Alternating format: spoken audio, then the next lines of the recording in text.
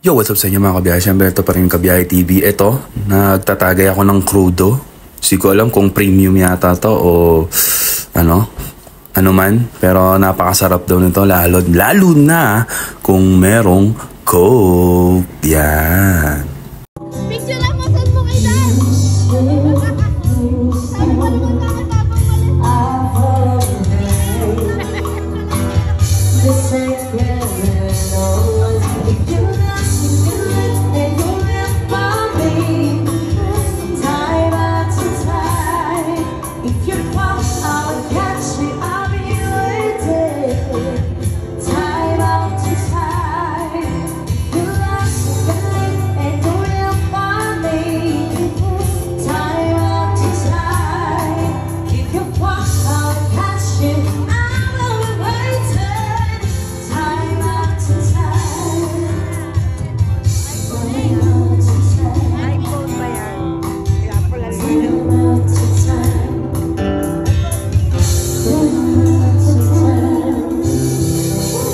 Siyempre, hindi lang naman kami umiinom ng tuba dahil meron dito sa kabilang table. And guess what? Siyempre, mga lola-lola na natin. Siyempre, traditional na ginagawa nila sa Visayas ang pag-inom ng tuba. Napakasarap. Pero siyempre, sa mga hindi kabisado yung ganun lasa, talaga namang hindi ka magiging sanay. Pero sooner or later, masarap na masarap talaga ang tuba. Siyempre yan. Nandito tayo ngayon sa bandang Novaliches para sa Fiesta ni San Pascual. Yan.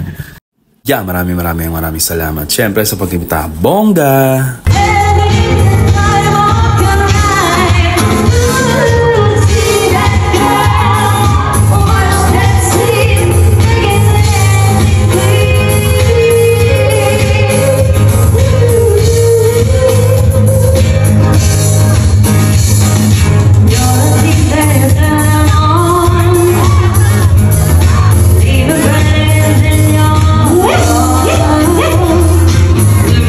For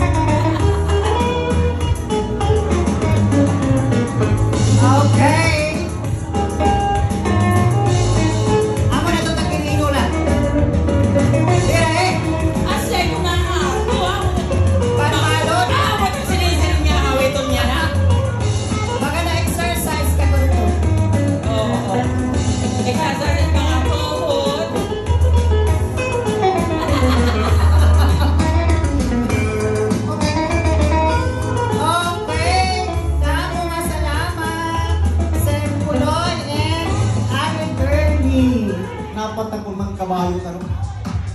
Siyempre kung saan tayo ay napakapalad dahil kahit papano nabunot tayo sa dami-dami ng dami 1,000 na tao tayo ang nabunot sa raffle draw. At yan, may kakaibang pila dito sa may labas. Hindi natin maintindihan kung ano ang pila dyan, pero nagkakapilahan sila dyan. Yung sumasayo-sayo pa si Kuya, talaga namang enjoy ang piyesta dito sa Nova Lake Chess. Yan. Oh, yung pala merong isang pilahan ng ice cream. Yan. Sorbetes. Yan. Traditional ice cream na kasama siguro sa package. So kahit sino pwede dyan. Kahit sinong nandito sa resort, talaga naman pwedeng pumila. Oops, meron pa nakapila doon na napakalaki. Tingin ko, gutom na at gusto na makatikim ng malupit na ice cream. Yan, syempre, napakita natin yung kagandahan ng resort na to. Napakalaki, di ba? Napaka-air condition talaga. Ayan, malapit na, siguro pangatlo na. Talagang gigil na makatikim ng sorbetes ni tatay. Yan, syempre yan, libre lang yan. Talaga namang pasayaw-sayaw pa. Kunyari, hindi siya nakikita or siya ay isang invisible. Yan. Pero napaka-solid. Yan, palingon-lingon pa yung isang yan. Talaga namang braot ng ice cream. You know, sumasayaw pa si Kuya. Umaatras pa, may abante pa. May dance step pa, parang niriritwalan si Kuya. May patingin-tingin na isang braot ng ice cream.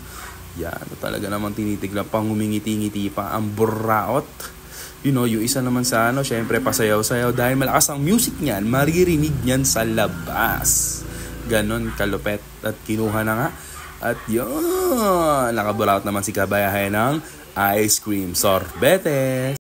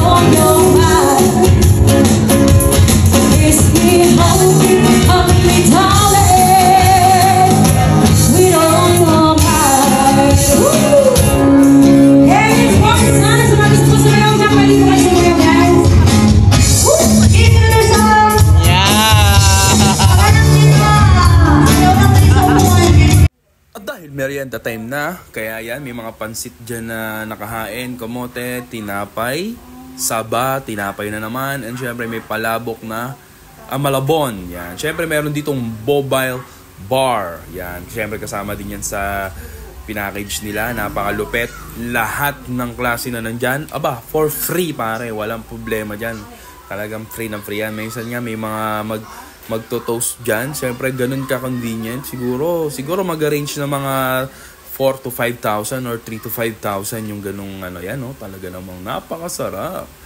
Napakasulit ng mobile bar. Yan. Siyempre, sa Altar Garden nga pala yung venue na to. Yan. Napakaganda at napakasulit, napakalamig. Meron silang available na parking. Ganda. Yun. Siyempre, tamang cheers lang. Sa tamang picture lang. Mga na-snip niya yan. Yan. Nakita mo naman hindi ni Cheryl Joy. Shot na. Shot po na. Napakasarap. And then sana siyempre, maka-experience din tayo ng ganyan. Yung isa pa ulit. Ang bilis naman ng taga. Yun. May mga ibang grupo naman din dun sa kabilang parte naman. Feature and shot puno din yan. Siyempre, dito lang yan sa Altar Garden. No.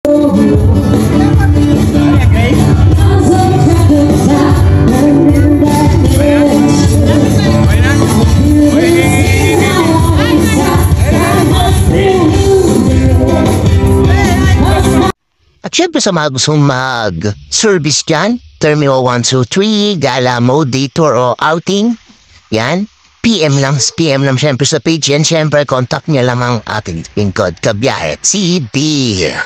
Peace out.